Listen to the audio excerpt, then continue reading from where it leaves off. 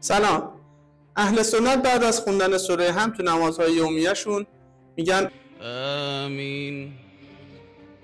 ولی طبق فقه شیعه اگر کسی بعد سوره حمد بگه آمین نمازش باطله و طبق دیدگاه شیعه باید بعد از سوره حمد گفت که الحمدلله رب العالمین.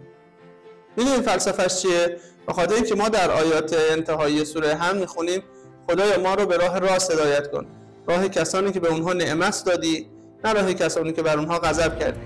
و چون ما شیعیان در همون راه راست که راه اهل بیت علیهم السلام هست قرار داریم، به خاطر همین بعد از این آیات خدا رو شکر میکنیم و میگیم الحمدلله رب العالمین.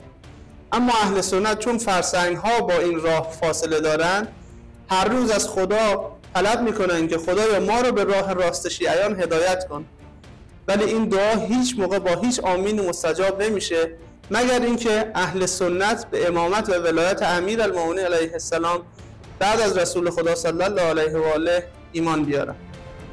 یا علی مدد.